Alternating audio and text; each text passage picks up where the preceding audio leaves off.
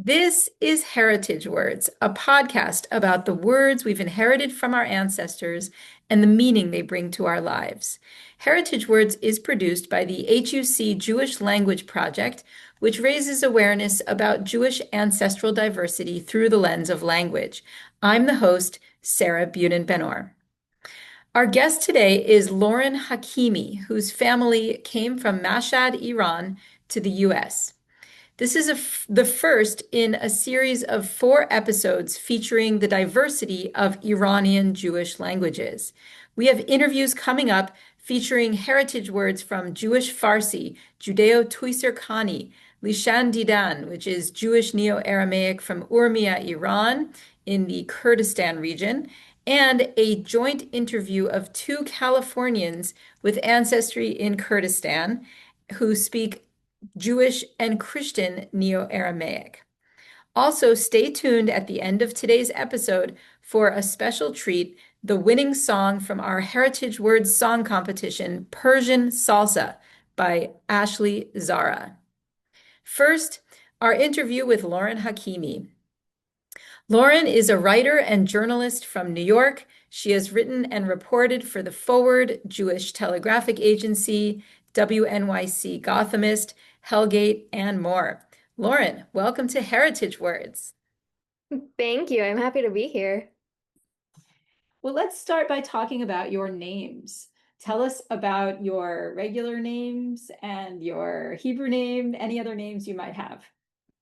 Great. So I'm Lauren Rachel Zipporah Hakimi. I don't go by that though. It's a bit of a mouthful. Um, Lauren is probably the easiest. I think my parents gave my siblings and I all American sounding names, and they like the letter L, so my siblings and I all have the letter L in our names. Rachel is my maternal grandmother's mother, who died when my maternal grandmother was very young. So I'm named after her. And Zipporah, it's actually spelled with an S, not with a TZ, but Zipporah is my paternal grandmother. So I'm also named after her. And my last name is Hakimi. I think like in the 1800s or something, the Iranian government said, get yourself a last name. I don't really know what the story is, but I'm Hakimi. I think it's a fairly common last name across like the Middle East and North Africa. And you know, it's funny because Ashkenazi people will say like, "Oh, I know somebody named Hakimi," and I'm like, I don't know that person because in Great Neck, which is where I'm from, Hakim, Hakimi, Hakimian, it's like Weiss. There are a lot of us. Yeah, that's right, because it means doctor, right? I think so, but I don't know. Yeah, I've heard Yeah, that. yeah. And so I think probably one of your ancestors was a doctor at some point. Maybe. Okay, so you and do you have a particular Hebrew name that you use when you are called to the Torah or for Hebrew Jewish ritual purposes? Rachel Zipporah. Okay, Rachel Zipporah, or I don't know. yeah. Okay, great. So tell us where your ancestors were from and when they arrived in the US. So, my grandparents are from a city in Iran called Mashhad. But my parents were not born in Mashhad. They were born in the capital of Iran, which is Tehran. And my dad moved to the US in 1974 when he was 18 years old to go to college. And my mom moved to the US in 1978 when she was 12 with her family. So before the revolution. Yes. Okay. And do you know why they moved from Mashhad to Tehran? Yeah, it's hard to pin down like one specific reason, but at that time in Iranian history, Jews from across Iran were all kind of moving to Tehran. Um, I think it was kind of in the 1940s and 1950s, and it was partly for economic reasons. But I heard that there were also um, like anti-Semitic incidents. It's not, it's like hard to kind of pin down the history, but I think it was a variety of reasons. And tell us a little bit about the Mashhadi community in Iran with the history of forced conversion? Yeah, so the history as I know it is that I should have studied up on this before this podcast, but that in like the 1600s, Nader Shah had just gotten, had just gotten his spoils from India or whatever, and he needed some trustworthy people to protect his jewels. And when you need trustworthy people, who do you ask? The Jews. And so they got like 40 people or some number, I don't know, some number of people from across Iran and brought them over to Mashhad to protect the jewels. Um, and and so this community and so the neighborhood in Mashhad that Mashhadi Jews lived in was previously occupied by Zoroastrians, but now it became the Jewish neighborhood, and um, and one of the kind of interesting things about it is that it's kind of remote from the other places in Iran where Jewish people lived. It was kind of far away from other places where Jews lived. And then what you're referring to is that in 1839, there was a kind of, you could call it a pogrom, um, started with a blood libel, and many Jewish people were killed, like, I don't know, 30 or 40 Jewish people were killed. Um, and others were told, convert to Islam or you will also be killed. And so there were different ways you could react to that. Some Jewish people reacted to that by moving to Erat, moving to Central Asia, and now they're called Bukharian Jews. And some people reacted to that by genuinely converting to Islam. And my ancestors said they were converting to Islam, but they didn't actually convert. They still practiced Judaism in secret. And so for some 100 years, or maybe a little bit under 100 years, they pretended to be Muslim while secretly practicing Judaism. And the stories the elders in my community tell that may have been passed on to them are about tunnels between your basements so that you could like travel to people's houses, and um, they would have like a minyan in someone's basement and they would have someone like standing guard outside. Um, on Shabbat, if they were shop owners, they would keep their shops open. But if anybody came to buy something, they would say like, they would like name a ridiculous price so that they wouldn't actually buy it. And girls and boys got married at young ages. So that if a Muslim person said, "Hey, I want to marry your daughter," they could say, "Oops, she's already engaged," even though she's very, very young. Wow. Okay. Well, that was a great brief history and very informative. Thank you. And so your family left before the revolution, but did most of the Mashhadi Jews in the US arrive after the revolution? I believe so. Yeah, so my family, my parents were each a little bit early. Um,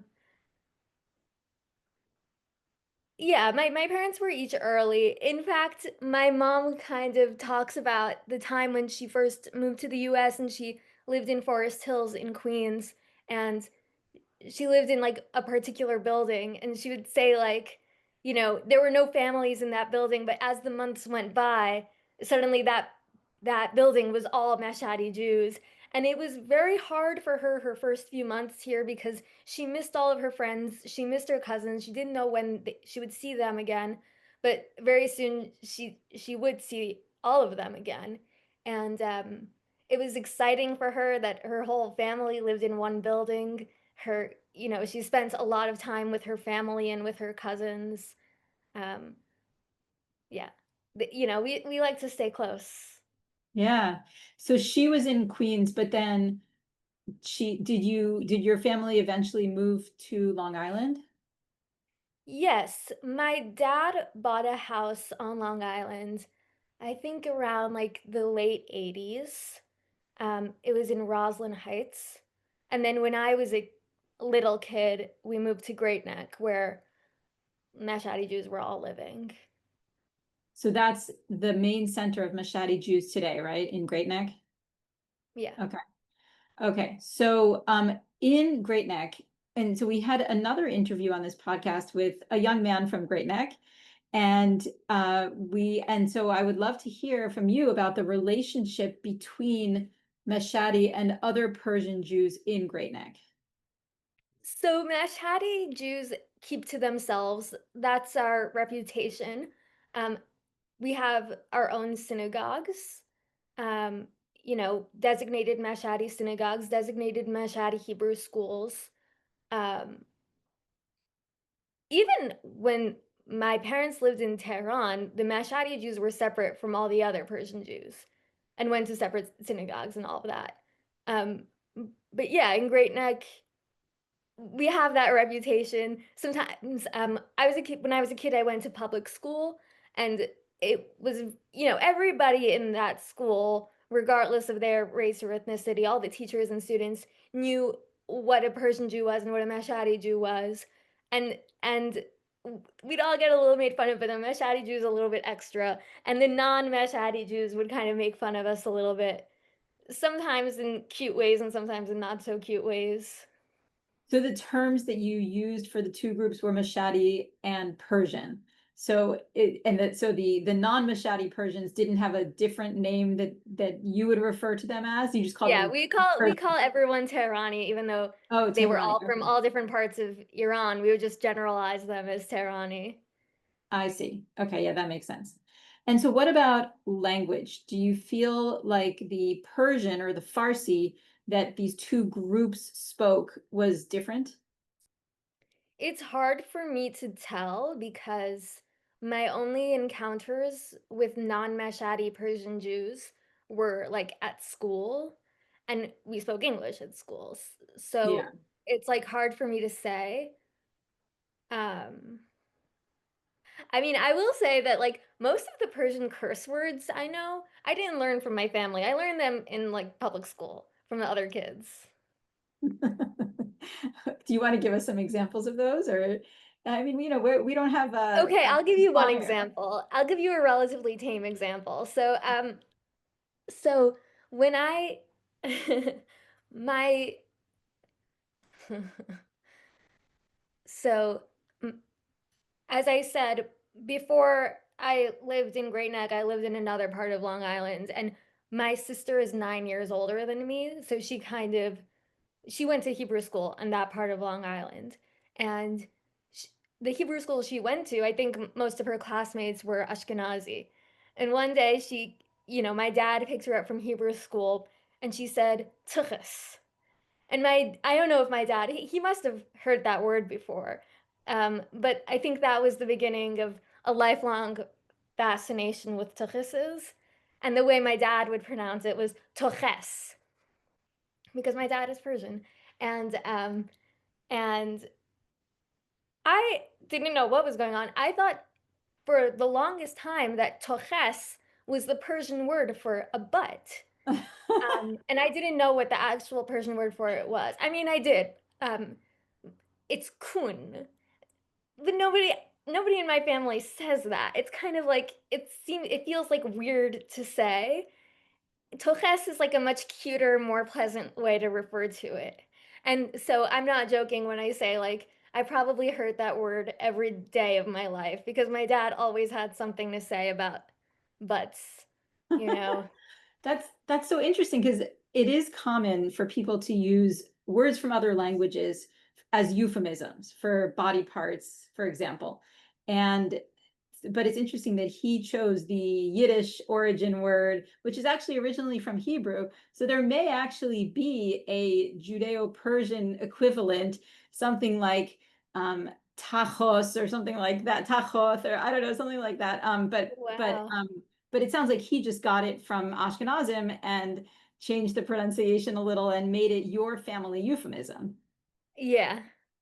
Yeah, Okay, exactly. that's interesting. But then you learned that what was the word, the Persian word? Kun.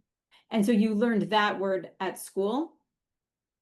I probably learned it at school. I'm sure heard it at some point, from somewhere other than school, but you know, Hmm. mainly I would hear it in school. So did your family speak Persian at home or English? Both. Um, Probably my parents at home would speak more Persian than English, but they were both fluent in English too. So it was And kind of the stereotypical child of immigrants thing where like my parents might speak Farsi and I might respond in English, even though I mm, could respond in Farsi, but it's just like my more comfortable language is English and theirs is Farsi. and what about your grandparents? My grandparents didn't really speak English. So did you communicate with them in Farsi? Yes. And I was really bad at it. It was a language barrier because I feel like my Farsi has improved as I've grown up. Um, but my grandparents largely died when I was young, and I didn't speak Farsi as well then, so it was kind of hard for us to communicate. Mm. And how did your Farsi get better as you got older? I don't know. Do you think Um, just hearing it more from your parents? yeah, yeah. Mm. Okay. And so do you speak any Farsi with other people besides your family? Not really. I'm part of something. I live in Brooklyn and I'm part of something called the Farsi Conversation Group. Oh, Um, so I haven't gone to their meetings in a while, but they meet like once a month in like Williamsburg, and I try to go to those because I like speaking Farsi. It's like fun for me, and I want to improve. So there's that. I have like a few Persian friends or Persian acquaintances who I probably mostly speak with in English, but I might speak to them occasionally, a few words in Farsi. so give us some examples of those words that you might throw in your conversations with other Persian friends. Um, okay, so in the summer after I graduated from college, I was an intern at the Hadassah Brandeis Institute, and one of my fellow interns was an Iranian woman who who was a graduate student in the US who's not Jewish.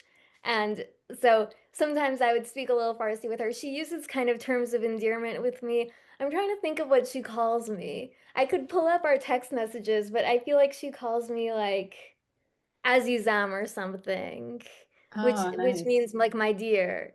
She's very sweet. Hmm. So that's someone else using a word to you, but what about words that you use with other people?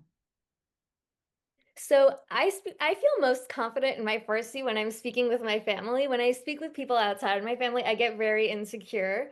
What do I say? I say like the basics like hello, how are you? Um, I'm having trouble thinking of things. Yeah, that's okay. And so tell us about your high school. What high school did you go to? I went to Great Neck North High School. Great Neck North. And in that school, what was the language situation like? Well, first tell us what the demographics were. Like what percentage were Tehrani versus Mashhadi versus non-Persian people? Okay, so I don't really have like numbers, but I could tell you like the Yes. vibe. Um, I would say like it has to be that like half of the student body was Persian and Persian Jews. And then among that, Mashhadi Jews were a minority, but like a large minority, I think. And then the other half of the student body was mixed between Ashkenazi Jews, East Asians, um, and like a handful of other races and ethnicities, really. Okay. And um the Persian Jews, what how much Persian do you think they used in school? Uh, A good deal. I think they spoke Persian with a lot of pride. I think they found it funny. Like, the boys would find it funny to use Farsi curse words in front of the teachers who didn't understand what they meant. Um, I mean, I liked speaking Farsi. It was just like fun. There's not a sense of like, at least there wasn't for me. I'm sure for some people there is, but there wasn't a sense of like, oh, you're FOB, you shouldn't be speaking that. This is America. We didn't, when you're half of the student body, you can do whatever you want. So we had Mm. we took pride in it and we spoke it a lot. Um, it's a good language for if you want to like talk behind someone's back who doesn't speak Farsi, which sometimes can be very rude, but sometimes can be cute and fun and harmless. And do you think there are any Farsi words that became part of the broader school lingo that even the non-Persian students learned? Yes, I remember once the Ashkenazi principal said, what did he say? It was something like, oh, khastagari. Khastagari, which means I don't even know what it means. I think it means like courtship, like a marriage proposal, some kind of courtship. Um, and he said, and it's funny because as the height, the joke is that, Persians marry at young ages, so there's going to be a khastagari. I don't remember the context in which he used it, but he said that, and the curse words also. So who would use the curse words? You mentioned boys before. Was it just Yeah. boys that used the curse words? Mainly. And I had a friend who was East Asian who had a real real like fondness for what I gather was the Persian word for vagina, but I never heard it outside of school. So I like didn't even know what they were talking about. Oh, that's interesting.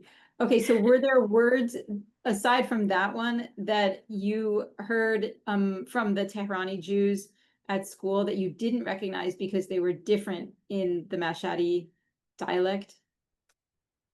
Um, well, I'm sure there were. I'm having trouble thinking of them. Um, if if that did happen, it was less because the dialects are different and more just because like I don't know, the culture maybe is a little different or the ways of expressing oneself are different. I don't know. Okay. So now I want to switch gears and talk about some research that you're doing for a future article about language. And I encountered you through the research you were doing for that. So tell us a little bit about that research. Yeah, so I'm working on an article for the forward about um, people who people who have relatives with dementia and whose relatives, because of their dementia, have started speaking the Persian Jewish dialects that they spoke as children. Um, and and and so I interviewed two people, and I have to thank you for this article because you told me about this um, phenomenon and connected me with sources. But I interviewed two people who are both super cool, who one of them told me about her father, how he got dementia and started speaking his childhood language, and that inspired her to learn his language and work to preserve it. And a teenager whose grandmother got dementia and he is working to preserve the language she spoke as a child, which is really cool because it's kind of a lovely story about um, intergenerational family relationships. And what I kind of like about it is that it it shows that a person's childhood and the language a person speaks as a child kind of stays in their mind and stays this is an editorialization, but stays in their heart. I don't know. Yes, I think that's exactly right. And so the second person you mentioned is a person we previously interviewed on our podcast, Ashton Kahan. Oh, And he sorry, Sarah. I didn't tell you this, but I don't know if he. Okay. so the one of the interviewees for your article, Ashton, talked about his grandmother, who was a speaker of Judeo-Tuiserkani, and that is one of several Jewish Iranian languages that are now endangered. So this story that you are working on is certainly about a story about dementia and family relationships, but it's also a story about endangered languages. And I wonder, had you previously heard of endangered Iranian Jewish languages before you started working on that article? So I had heard of it because I read the book by Ross Perlin.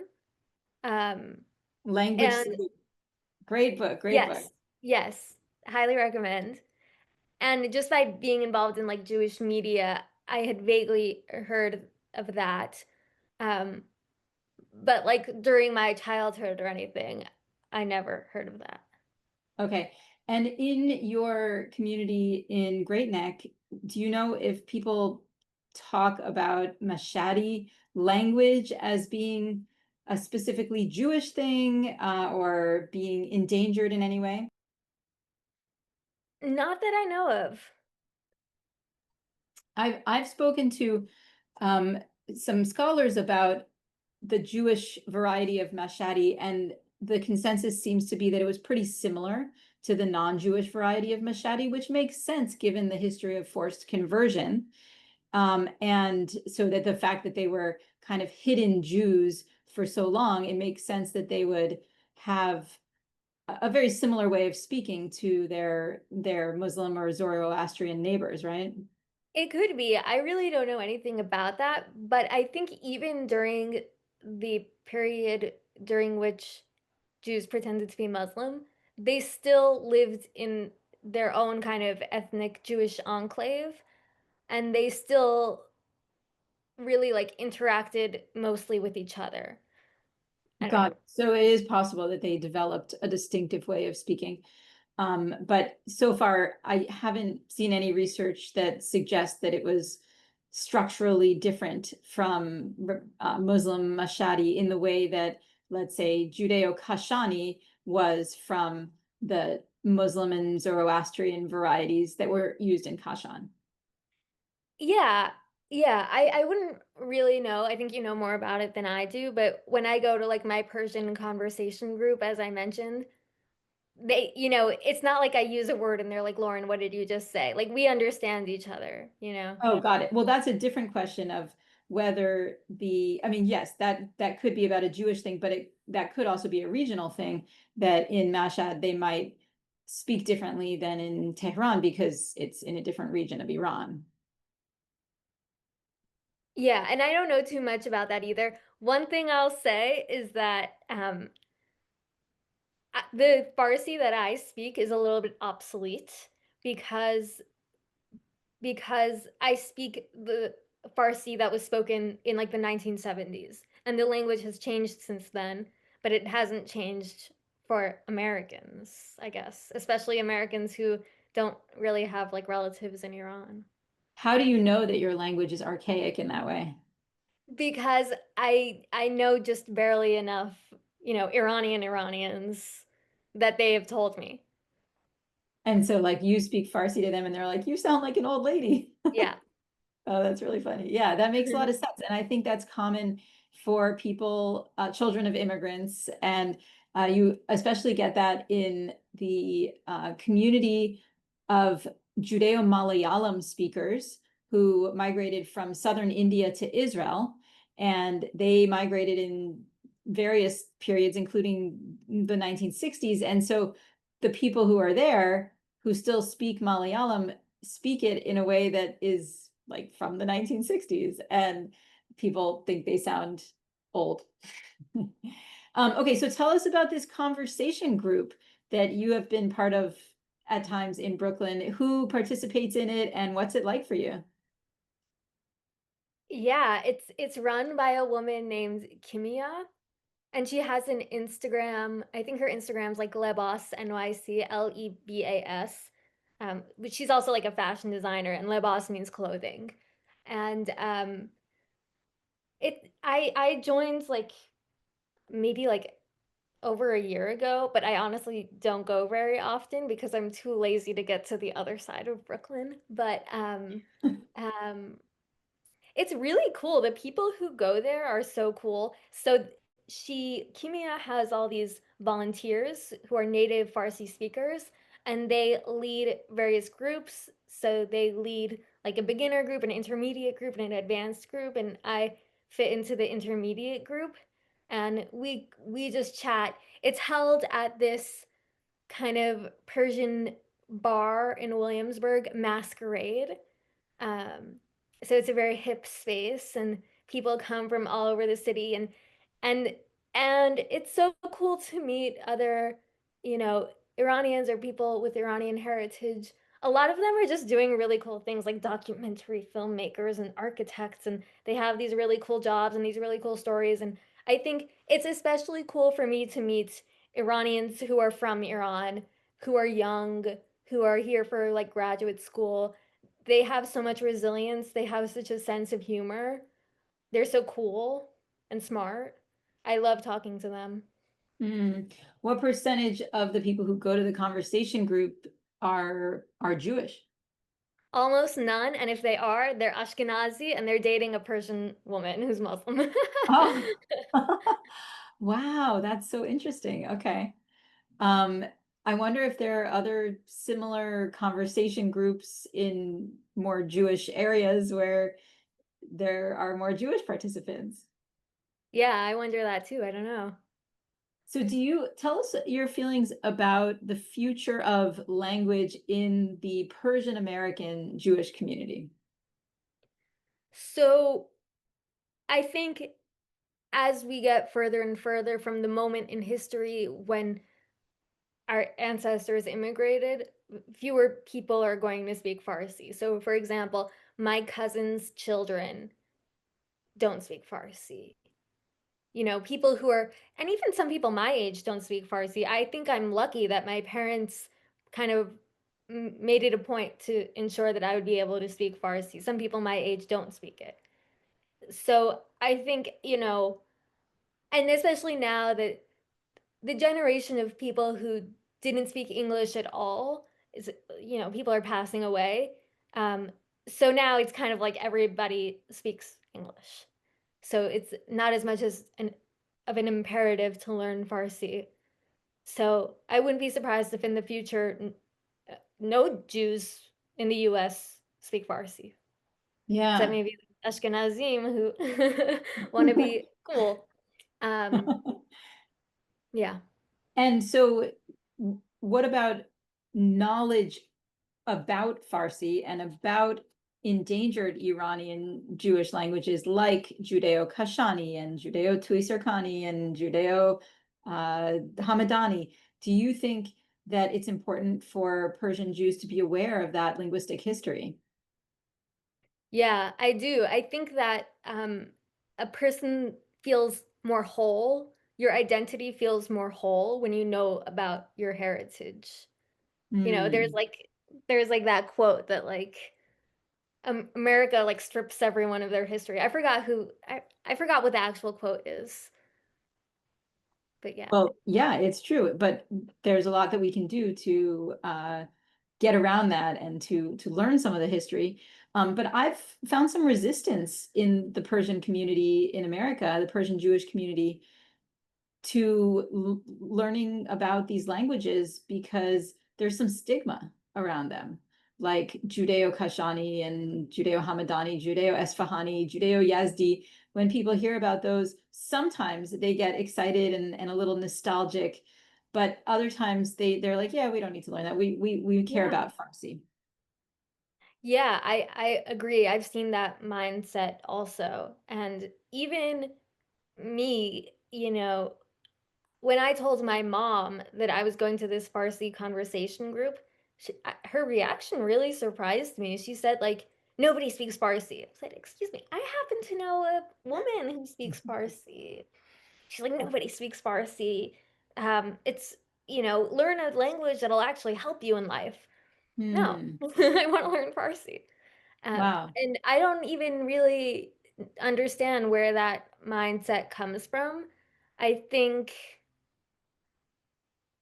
I think, you know, it's a little bit of like the stereotypical desire to be American and the feeling that in order to be American, you have to let go of your heritage. Um, which I feel like I encounter that sometimes and I don't encounter it other times. Like I encounter it in very like small, specific ways. Yeah, well, that's surprising because in LA, in the Jewish community of LA, I think there is a lot of reverence for Farsi, and some parents are really making an effort to speak Farsi to their children, but others are not. And I guess it's probably diverse anywhere, the feelings, the ideologies surrounding the immigrant language. Yeah, I'm glad to hear that in LA that's happening. In Great Neck, I don't think that's happening. At least not, in large numbers. Hmm. So, what other thoughts do you want to share about your ancestral culture and community? Oh, um, so okay, as I was preparing for this podcast, you instructed me to make a list of words, so I made one, so I can share a couple of them with you. Yeah, Um, that would be great. it's almost Yom Kippur, and okay, so in Great Neck, um, as I said, there are multiple Mashhadi synagogues, and the Mashhadi synagogues are all kind of close together. So, like on Yom Kippur, you kind of go synagogue hopping, and we call synagogue kanisa. But that's not the word I want to share. So, if you're walking, if you're going synagogue hopping on Yom Kippur, and you see people on the sidewalk, you might say Chatima Tova, or you might say gabool boshe, which is Farsi, and it means may it be accepted, meaning, may your fast, your atonement be accepted, and may you be accepted into the book of life. Oh, I love So, that. Okay, we got to add yeah, that to the Jewish English lexicon. And so, already one step ahead of you. oh, you already did. Okay, perfect. Yeah. And so, did you hear that word from people from both Mashhadi and Tehrani Jews, or just Mashhadi? Uh, I've only heard it from Mashhadi Jews. But I actually, again, in preparation for this interview, I looked it up, and it could be that people also say that on Ramadan, which is funny. Oh, that's really interesting. Okay, great. So we'll look into that a little more. Okay, what else is on your list? Okay. Um, Inshallah. People are kind of surprised when they hear that Persian Jews say this. It means God willing, or as you could say in Hebrew, Bezrat Hashem. Um, and I think like Arabs pronounce it differently. I think they say like Insha'Allah, but Persians say Inshallah. And there was like an Arab conquest of Persia hundreds of years ago, and so Farsi has some Arabic words in it, and that's one of them. We also say mashallah. Um, but I also think that that's something, at least in Great Neck, that's more likely to be used by older people, and younger people are more likely to say Bezrat Hashem. Yeah, that makes sense. What else is on the list?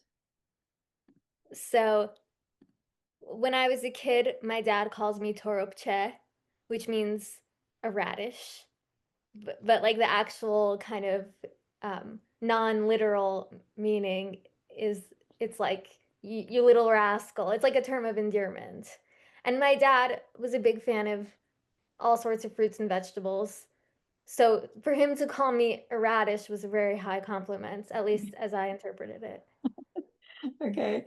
And do you know if that was a term of endearment that others used or just your dad? Others used it too. Okay. Cute. What else? Okay, this is kind of my last one, but delbozorg. Delbozorg means the literal definition is a big stomach, but um, the what it actually means is somebody who's always late for stuff.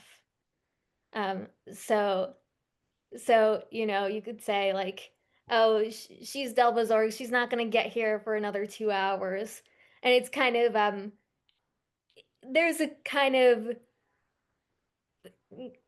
commonly known facts in Great Neck that no party ever starts when the invitation says it's going to start. It starts like 2 hours later. And if you go there when the invitation says to go there, there's not going to be anything happening. There's not going to be anyone there. So what's the relationship between a big stomach and being late? I don't know. But I actually, so in preparation for this podcast, I put that word into the WhatsApp group that's associated with my uh, Persian language group. And they said some people had the same meaning for it as I did, which is somebody who's always late. Somebody else said that their definition of delbozorg is someone who's a risk taker. I don't know. And then I asked my Persian friend in LA, Persian Jewish friend in LA, if she uses the word delbozorg, and she said she doesn't use it that way. Interesting. Okay, so but I don't understand if everything always starts 2 hours late, then is the person who's late 3 hours late? Yeah. Oh, got it. Okay, But so I mean, they're there's being late to a party, and then there's like, hey, do you want to go to yoga tomorrow morning at 8 a.m. and then you show up at 8:30, you're delbozorg. Some things actually are supposed to start on time. got it. Okay. Um, yeah, that is really cool. So are phrases that you would hear just in Farsi or also in English? Like, um, someone might say you would hear them in English in the sense that like, oh, like, so you know how I said my cousin's children don't speak Farsi? I think at least some of them would know what delbozorg means. And they Hmm. would know what inshallah means. Inshallah is kind of a basic word, but delbozorg is like a fun word that's like very relevant. And there's no English word that does does the job quite as well. Yeah, that makes sense. But what other words and phrases do you feel like you might use with those cousins who do not speak Farsi? Okay, as I was thinking about this too in preparation for this podcast, and it's kind of funny. So, and I added these words to the lexicon too. So, there's a Persian word teflak, which which means like, you know, I'm sure there are a lot of Yiddish words for this, but like poor guy. Um, and and like my cousin's children would say like tef. So instead of teflak, they shorten it to tef. Oh, Oh, wow. And do you think they know what the original was and they just shorten it, or they only know TEF? I suspect they also know the original, Uh-huh. but there are other examples like that too. Um, so hosele means patience, and so my cousins they might say like I don't have the hos instead of saying hosele. Oh, wow. That's really interesting. Well, Lauren Hakimi, thank you so much for taking the time to speak with us today and for the work that you're doing to raise awareness about endangered Iranian Jewish languages and so much more within the Jewish community. Oh, thank you so much. It's a pleasure to have speak with you. Now you're in for a treat. The winning song from the Jewish Language Project's Heritage Words Song Competition. It's called Persian Salsa, and it's by Ashley Zara Beruchim. Ashley has many songs that weave together multiple languages and multiple musical styles, and her songs spotlight Persian Jewish women in Los Angeles. This song, the competition winner, is sung mostly in English, but you'll hear some Persian heritage words, words that someone growing up in LA might hear from their parents or grandparents. But in this case, she is applying these heritage words to a romantic encounter. So you'll hear some words like Begu Jundel, call me your sweetheart, and Bia Azizam, come here, my dear. So this song, you might say, is not explicitly Jewish, but Ashley's submission highlights the Jewish subtext. There is an allusion to the Jewish nation in the line, made a name in Babylon, tales of us hail from Iran, and also a nod to the establishment of the Persian Jewish diaspora in Los Angeles today. Also, she has references to the difficulty of translating Persian poetry into English, and she mentions bow-shaped eyebrows, which in Persian culture are a symbol of intellect and beauty. Thank you to everyone who submitted songs to this competition, and thank you to the 5 judges for their ratings and their wise comments. And in addition to this song from Ashley, you can hear more of her music at ashleyzara.com.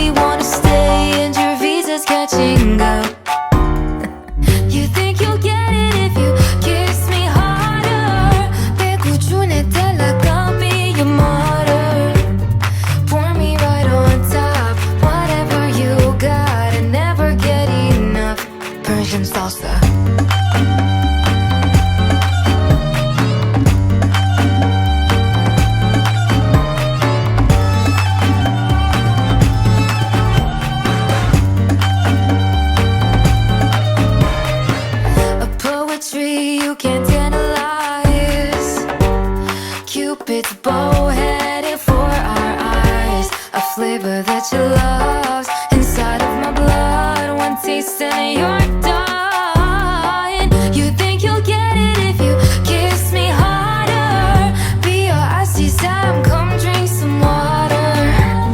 Pour me right on top, whatever you got. I never get enough Persian salsa. Can never get enough.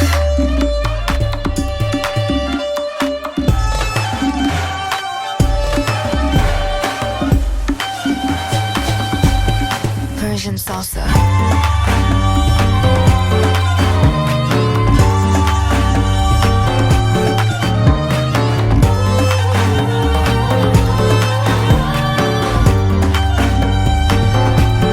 Persian salsa.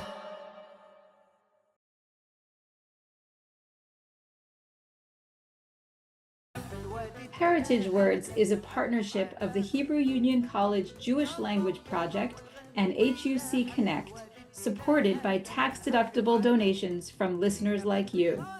I'm the producer and host, Sarah Bunin Benor. Kyle Elbaz Fingerhut is assistant producer, Avishai Artzi is editor, and Talia Ehrenberg is video editor. The music is from Maurice El Medioni's French and Algerian Arabic album Café Oran, featuring the Klezmatics David Krakauer and Frank London, courtesy of Piranha Records. This podcast is one of the many ways the Jewish Language Project raises awareness about the diversity of the Jewish people and the phenomenon of heritage words. We also have online crowdsourced dictionaries where you can find the words mentioned on the podcast. We post Jewish Word of the Week and fun facts on social media, and we offer free educational materials and exhibits that you can visit online or display in a synagogue, museum, or community center. Contact us about our live taping opportunities. Looking for gifts for Shabbat dinners and Passover seders? Check out our whimsical multilingual t-shirts, tote bags, stickers, and aprons.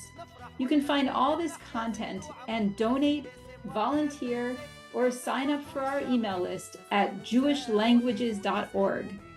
Thank you, merci mucho, soch boshi, rahmat, shukran, toda rabah, ashenem dank.